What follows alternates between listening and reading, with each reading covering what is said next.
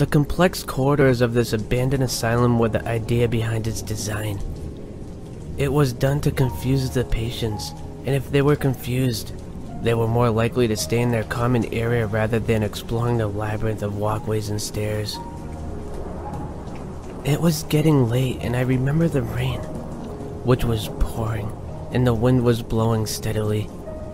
After a long journey, the asylum finally stood before me. The plan was just to go in, get some shots using specialized lighting, and then get out again. The door was partly open, as if they were waiting a guest. I thought about this for a while and laughed before entering the grand reception. Any photographer knows that feeling when they have a new canvas to play with, and this was no exception. I started making notes on areas to visit so that I didn't lose time by walking through the entire asylum. I'd been scouting for around 25 minutes when I first heard something. I was walking down a corridor which ran the entire length of the asylum. It was the one place that connected all of the buildings, the meeting place of the many complexities. The corridor was sectioned by heavy-duty fire doors. I know a little about this type of door, and it takes a significant amount of effort to move one and approximately 20 seconds to close. When it closes, it makes an unmistakable thud. In an abandoned place, you can hear a pin drop. So when the corridor was filled with the exact thud, I knew I wasn't alone. My mind tried to come up with every logical explanation possible. Pigeons? Nope. They can't move fire doors. An animal?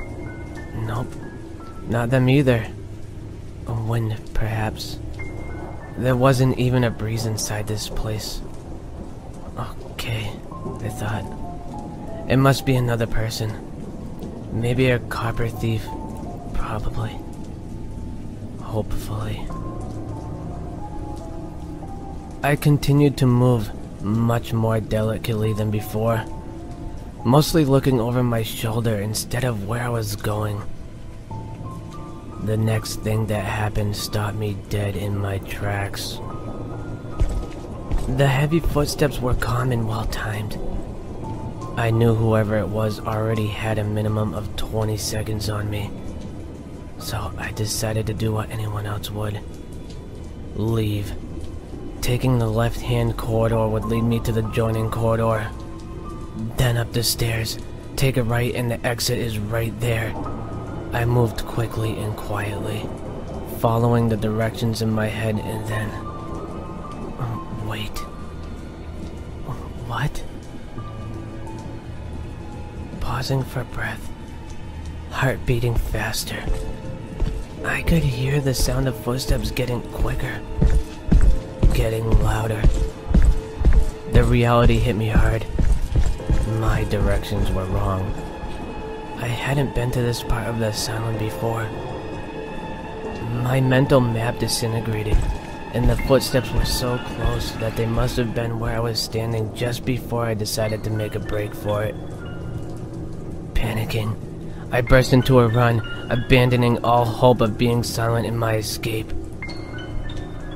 Making the typical horror movie mistake, I took the next door, which happened to be one of the several patient cells, and hid myself around the back of the door. With just the sound of my heartbeat exploding in my eardrums, the sound of the footsteps disappeared. At that time, I was hoping to hear a security guard's radio, or a calming whistle, anything that would help me figure out what was behind the footsteps. Slowly moving to get more comfortable as I hid, my camera's tripod hit the wall loudly, and in less than a second, the footsteps started again. They were just around the corner. I braced for impact. At least I would get to find out who this was. The collection of horror films I've watched in the past certainly wasn't helping. I listened closely to every single footstep, and whoever this was now standing outside the door of the cell I was hiding in. With one eye peeking through the door gap, I couldn't see him yet. What was this? They began to walk away again, calm and steady. The corner muted the sound. They must have gone around it. My desire to find out what had been following me wasn't as strong as my desire to stay safe in the cell. So I stayed and listened to the footsteps getting further and further away, followed by the familiar thud as the fire door closed. Then silence. After 30 whole minutes of silence, I got up and got ready to get out, striding as fast as my legs would take me back along the corridor. I took a left and quickly realized that this was the left I was supposed to take earlier. Stop. Senses running wild. No noises. No footsteps. Move! Up the stairs. Next right.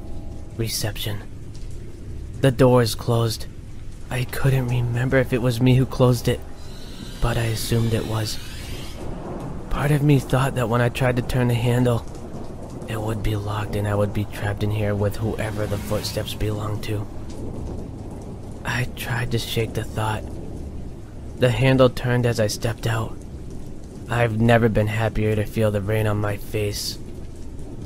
I didn't find out who or what it was that followed me that night.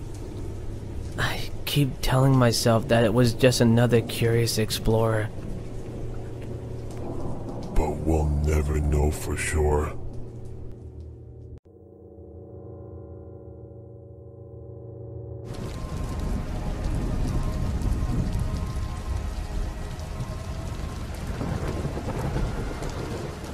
There was a teenage girl who was hired to babysit 2 young children. After the parents left, she put the children to bed and then went downstairs to watch TV. Suddenly, she heard a noise coming from the basement. It was the washing machine starting up. She was about to go and turn it off, but when she opened the basement door, the noise stopped. Shrugging her shoulders, she returned to the living room and resumed watching TV. 5 minutes later, she heard the washing machine starting up again. She got up, opened the basement door and started walking down the steps. She had only gone down a few steps when the noise stopped again. She went back to watch TV. 5 minutes later, she heard the washing machine yet again. Worried, she went upstairs, gathered the children and ran over to the neighbor's house to call the police. They arrived a few minutes later and went down to search the basement. They found a man armed with an axe, hiding behind the washing machine. He had been trying to lure the babysitter down to the basement in order to kill her.